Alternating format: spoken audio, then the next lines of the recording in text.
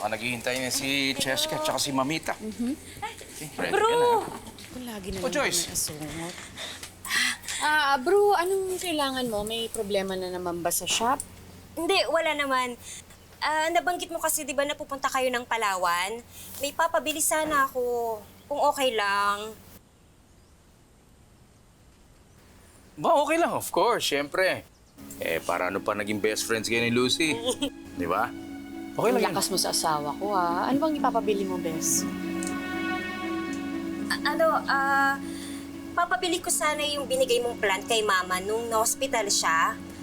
Yung naging favorite plant niya. Okay, no problem. Halaman? Halaman lang? Pati mo nalang orderin. Kasi isa lang kasi kailangan ko eh. Tsaka mas maganda kung galing sa Palawan.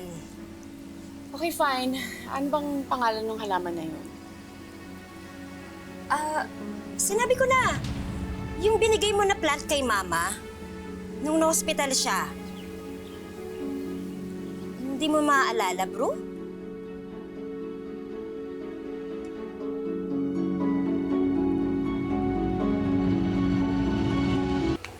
Yung may Palawan sa name,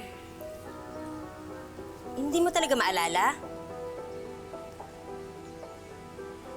Joyce, pagpasensyahan mo na si Lucy. Alam naman, may mayroon pang hangover to sa nangyari sa kanya. Oo nga naman, Joyce. Remind mo na lang, sige. Oo. Pag sinabi mo yun, maaalala ko yun, sigurado. yes. Oo. Sige mo na lang kasi. Sige, refresh on her memory. Palawan, cherry blossoms. Yun nga, miss. diba? Oh, sabi ko nga yun eh. Sabi ko sa'yo, maaalala ko yun. O, yung naging paborito ng nanay mo. Oo. Sige, bibili ka na namin nun. Thank you, bro. Thank you, ah. O sige, mag-ingat kayo sa Palawan. Enjoy. Salamat, ha. Bye, bro. Salamat din, oh. Ingat. Ingat ka, Joyce, ha. Bye-bye, ingat. Sanay ka na naman dito. Ikaw nang bahala. Oo, ako na. Sige.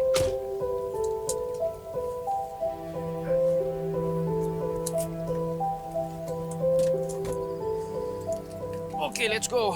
Sige.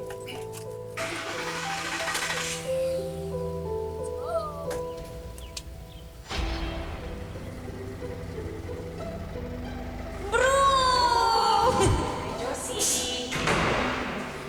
Ay, ang ganda naman. Para sa inyo po ito, Nanay Josie. Ang ganda naman ito. Hoya Imperialis Palawan po, o mas kilala sa tawag na wax flower. Grabe ka naman, bro. Talagang scientific name. Paborito ko po kasi ito nung nasa ampunan pa po ako, kaya hanggang ngayon hindi ko nakakalimutan yung pangalan.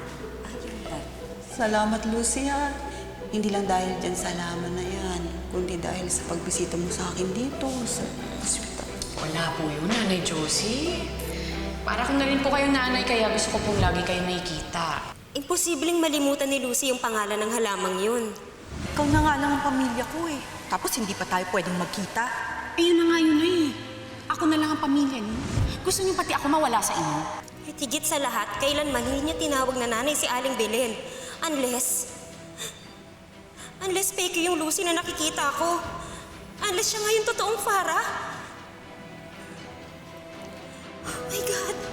Yung totoong Lucy, yung kaibigan ko. Siya nga yung nakakulong ngayon.